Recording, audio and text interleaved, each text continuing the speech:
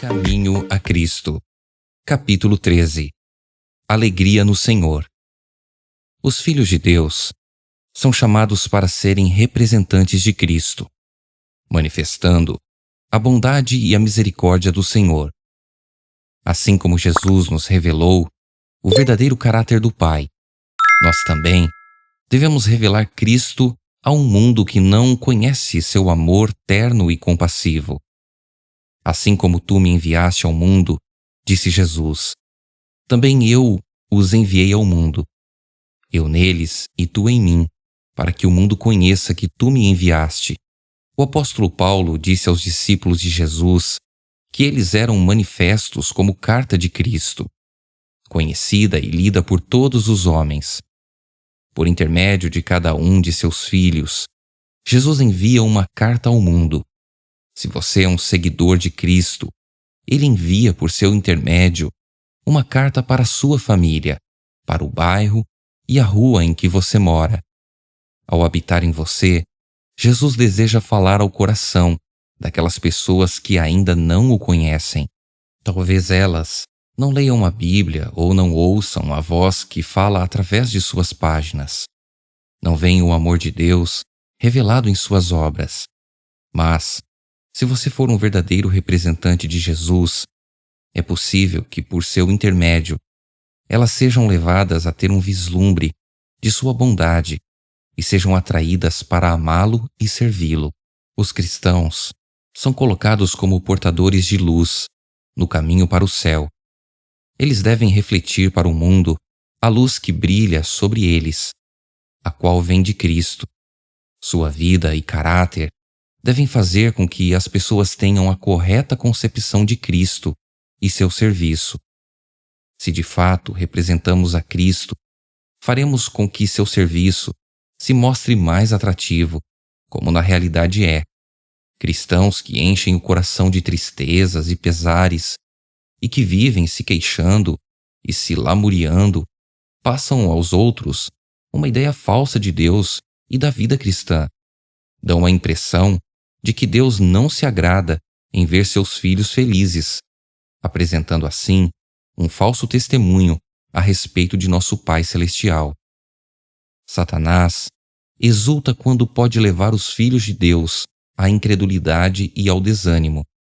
Deleita-se ao vê-los desconfiar de Deus e duvidar de sua vontade e poder para salvar-nos. Encontra satisfação em fazer-nos pensar que o Senhor, com suas providências, quer nos prejudicar. Seu objetivo é representar o Senhor como alguém sem nenhuma compaixão nem piedade. Ele deturpa a verdade a seu respeito. Enche nossa imaginação com ideias falsas sobre Deus. Em vez de aceitarmos a verdade a respeito de nosso Pai Celestial, muitas vezes fixamos nossa mente nas falsidades de Satanás. Dessa maneira, desonramos a Deus por não confiar nele e contra ele murmurar. Satanás está sempre buscando tornar sombria a vida religiosa. Seu desejo é fazer com que ela pareça trabalhosa e difícil. Quando o cristão apresenta essa visão da religião em sua vida, ele está confirmando, através de sua incredulidade, a falsidade de Satanás. Muitos, através da estrada da vida, têm o pensamento focalizado em seus erros, fracassos e desapontamentos, e assim enchem o coração de pesares e desânimo. Quando estive na Europa, uma irmã que agia dessa forma e se achava muito angustiada, escreveu-me pedindo uma palavra de ânimo.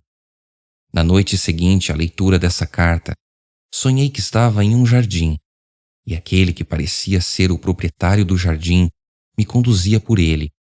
Eu apanhava flores e desfrutava de seu perfume, quando aquela irmã, que caminhava ao meu lado, chamou minha atenção para alguns espinheiros que lhe atrapalhavam o caminho. Ali estava ela lamuriando-se e queixando-se. Não andava nas trilhas, seguindo nosso guia, mas caminhava entre os espinhos e cardos.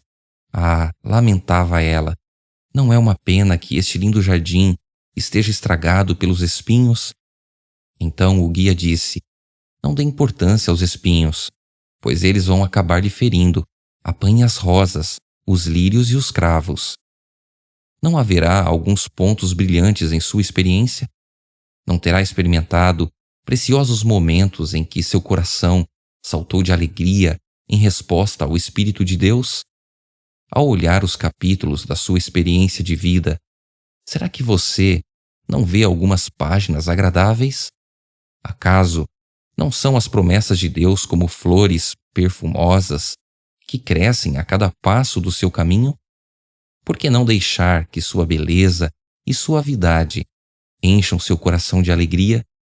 Os espinhos e cardos servem apenas para ferir e magoar.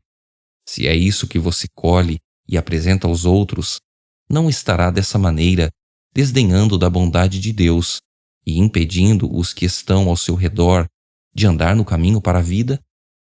Não há sabedoria em juntar todas as lembranças desagradáveis do passado, suas injustiças e decepções, e ficar se lamentando e falando sobre elas até que se sinta esmagado pelo desânimo. Uma pessoa desanimada acha-se envolta em trevas, impedindo assim que a luz de Deus brilhe sobre ela, ao mesmo tempo em que lança uma sombra sobre o caminho dos outros. Graças a Deus pelos refulgentes quadros com que nos presenteou. Juntemos todas as benditas promessas do seu amor, para que possamos contemplá-las continuamente. Estes são os quadros que Deus quer que contemplemos. O Filho de Deus, deixando o trono do seu Pai, tendo sua natureza divina revestida com a natureza humana, para que pudesse resgatar o homem do poder de Satanás. Seu triunfo em nosso favor, abrindo para o homem a porta do céu e revelando aos olhos humanos o aposento onde a divindade revela sua glória. A raça caída, tirada do abismo de ruína em que o pecado a lançou e novamente colocada em ligação com o Deus infinito, tendo pela fé em nosso Redentor, passado pelo teste divino, sendo revestida da justiça de Cristo e exaltada ao seu trono. Quando parecemos duvidar do amor de Deus e desconfiar de suas promessas, nós o desonramos e entristecemos o seu Santo Espírito. Como se sentiria uma mãe se os seus filhos estivessem sempre se queixando dela, como se ela não quisesse o seu bem, quando todos os esforços de sua vida têm como objetivo atender seus interesses e prover-lhes conforto? Suponha que eles assim duvidassem de seu amor. Certamente, isso lhe partiria o coração. Como se sentiria qualquer pai ao ser tratado dessa forma por seus filhos? E como nos verá o Pai Celestial quando duvidamos do seu amor para conosco, amor que o levou a dar seu Filho unigênito para que pudéssemos ter vida? O apóstolo escreveu: aquele que não poupou o seu próprio Filho, antes, por todos nós, o entregou, porventura, não nos dará graciosamente com ele todas as coisas? Entretanto, quantos há que, por meio de seu modo de agir ou por suas palavras, estão dizendo: não é para mim que o Senhor diz isso, talvez ame outros, mas não a mim.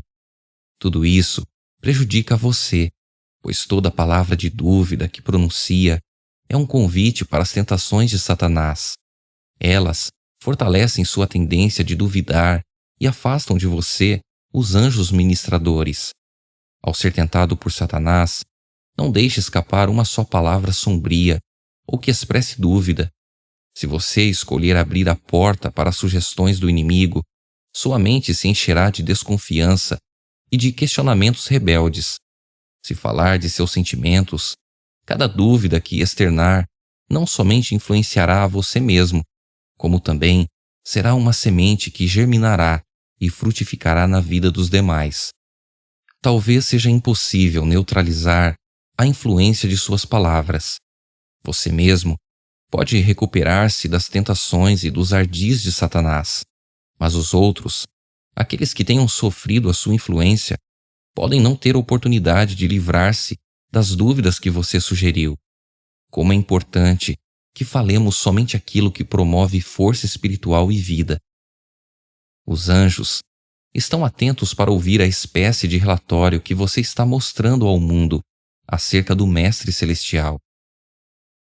Que o tema da sua conversa seja aquele que vive para fazer intercessão por você perante o Pai. Ao dar a mão a um amigo, que o louvor a Deus esteja em seus lábios e no coração. Isso conduzirá os pensamentos desse amigo para Jesus. Todos nós temos provações, pesares para suportar e tentações difíceis de resistir. Não conte para simples mortais suas dificuldades. Leve-as a Deus em oração. Estabeleça como regra nunca pronunciar uma só palavra de dúvida ou desânimo.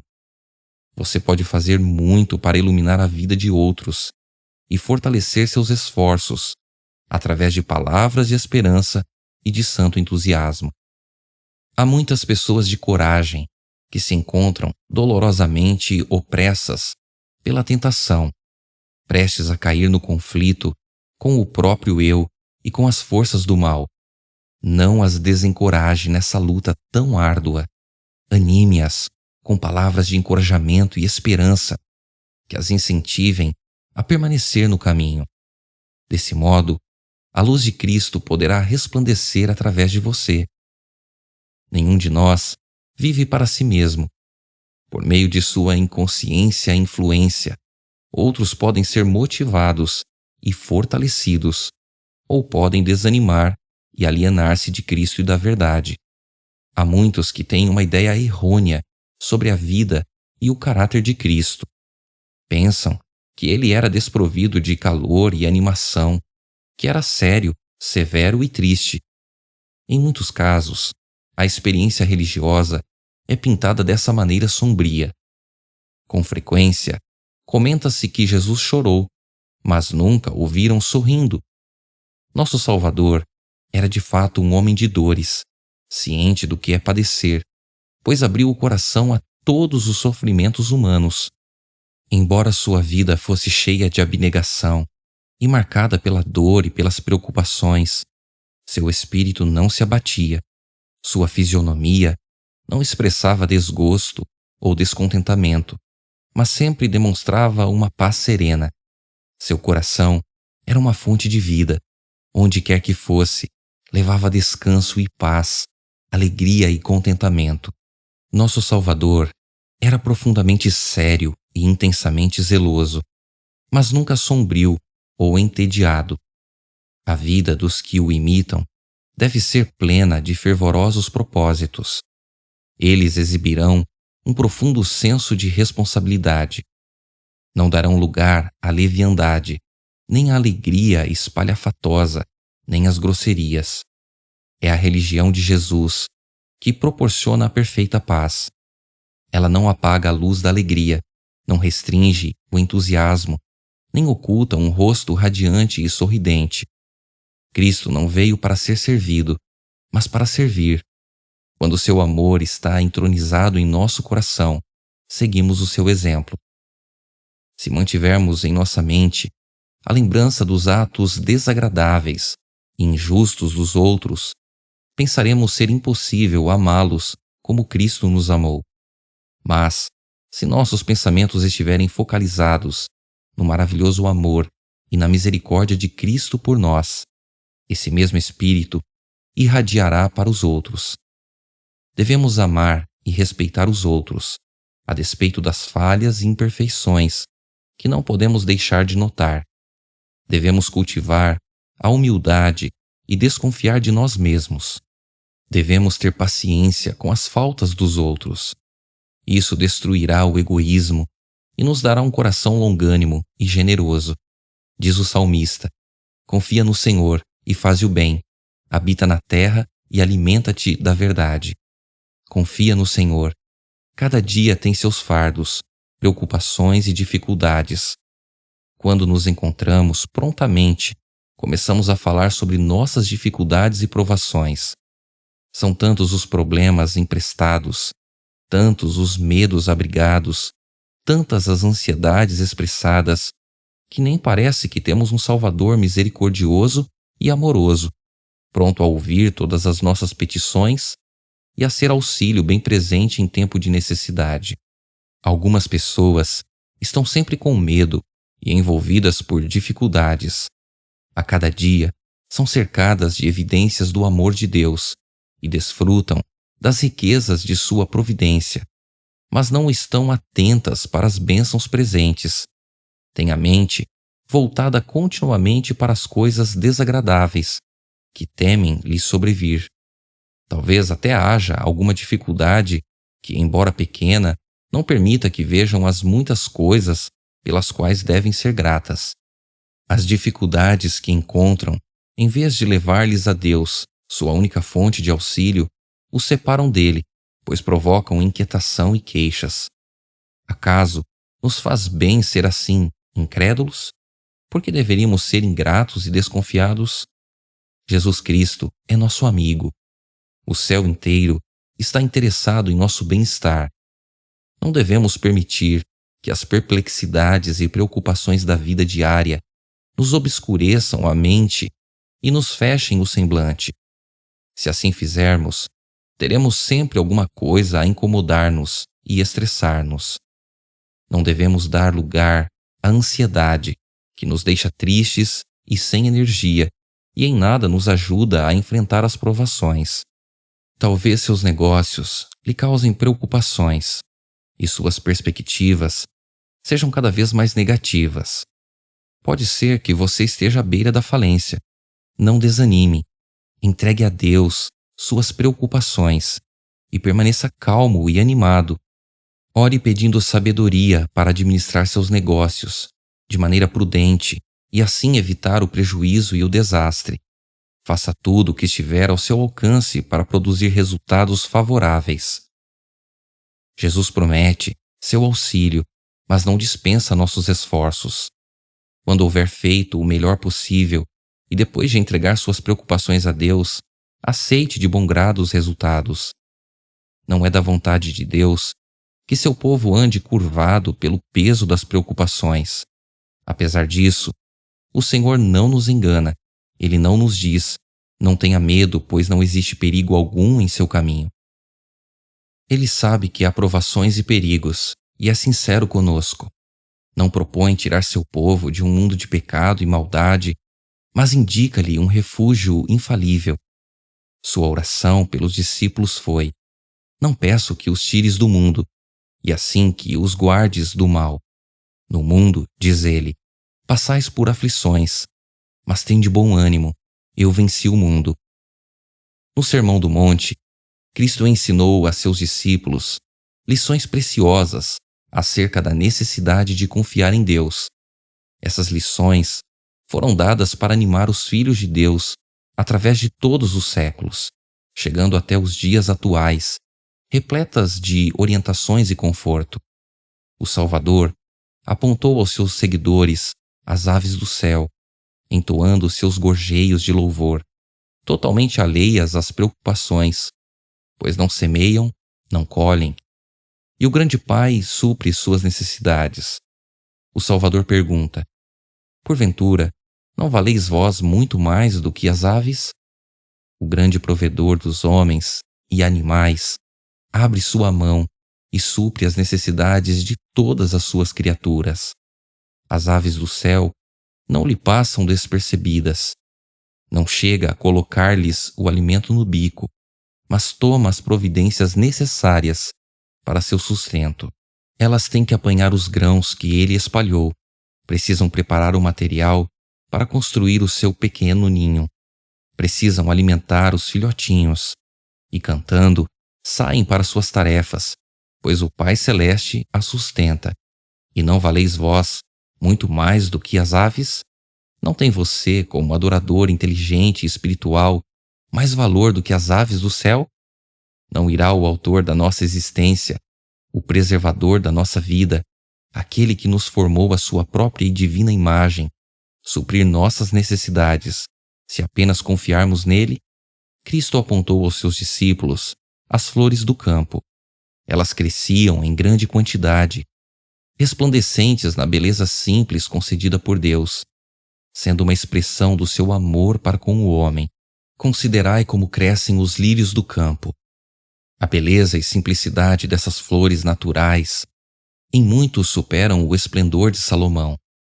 A vestimenta mais luxuosa, confeccionada pelo mais hábil estilista, não se compara à graça natural e radiante beleza das flores criadas por Deus. Jesus pergunta: se Deus veste assim a erva do campo, que hoje existe e amanhã é lançada no forno, quanto mais a vós outros, homens de pequena fé? Se Deus, o divino artista, dá às simples flores, que num dia perecem, as mais delicadas e variadas cores, não teria muito mais cuidado com aqueles que à sua imagem são criados? A lição de Cristo é uma repreensão à ansiedade, à perplexidade e dúvida que existem no coração onde não há fé. O Senhor deseja que todos os seus filhos e filhas sejam felizes, obedientes e tenham paz. Jesus diz: deixo-vos a minha paz vos dou. Não vô-la dou como a dá o mundo. Não se turbe o vosso coração, nem se atemorize. Tenho-vos dito essas coisas, para que o meu gozo esteja em vós e o vosso gozo seja completo. A felicidade que se busca, por motivos egoístas, fora da trilha do dever, é desequilibrada, falsa e transitória. Ela passa, deixando o coração cheio de solidão e tristeza. No entanto, há alegria e satisfação no serviço de Deus, pois o cristão não é deixado nas incertezas do caminho, nem abandonado aos desgostos e decepções. Mesmo sem participar dos prazeres desta vida, podemos ficar alegres ao contemplar a vida por vir. Mesmo aqui na terra, os cristãos podem sentir a alegria da comunhão com Cristo, podem ter a luz do seu amor e o perpétuo conforto da sua presença. Cada passo na vida pode levar-nos para mais perto de Jesus, dar-nos uma experiência mais profunda com o seu amor e colocar-nos um passo mais perto do bendito lar de paz. Não abandonemos, portanto, nossa confiança, mas estejamos firmes, mais firmes do que nunca. Até aqui nos ajudou o Senhor, e Ele nos ajudará até o fim.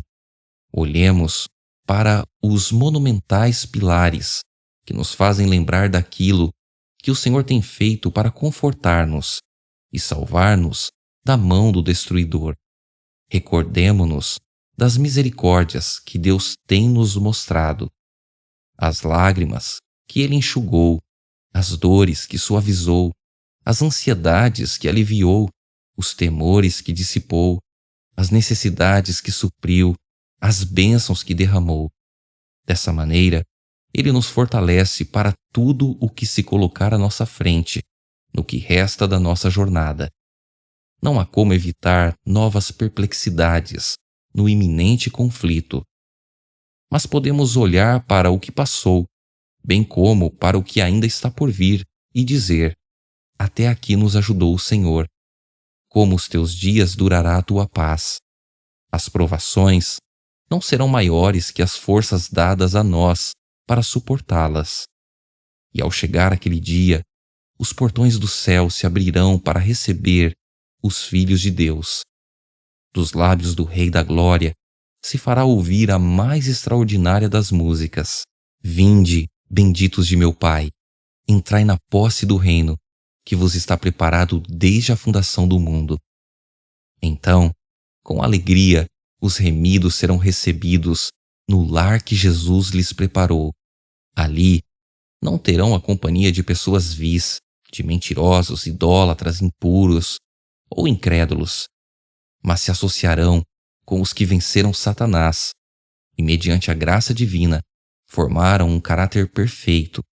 Cada tendência pecaminosa e cada imperfeição que aqui os aflige serão removidas pelo sangue de Cristo, a excelência e brilho de sua glória, a qual excede o brilho do sol.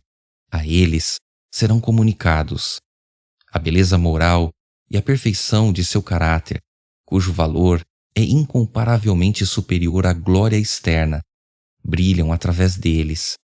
Encontram-se irrepreensíveis perante o grande trono branco, compartilhando a dignidade e o privilégio dos anjos. Em vista da gloriosa herança que poderá pertencer-lhe, que aproveitará o homem se ganhar o mundo inteiro e perder a sua alma? Ainda que seja pobre, possui em si mesmo uma riqueza e dignidade que o mundo jamais poderá oferecer. A pessoa redimida e purificada do pecado, com todas as suas nobres faculdades, dedicadas ao serviço de Deus, é de inestimável valor. A alegria no céu, na presença de Deus e dos santos anjos, quando um pecador é resgatado. E essa alegria é expressa em cânticos de santo triunfo.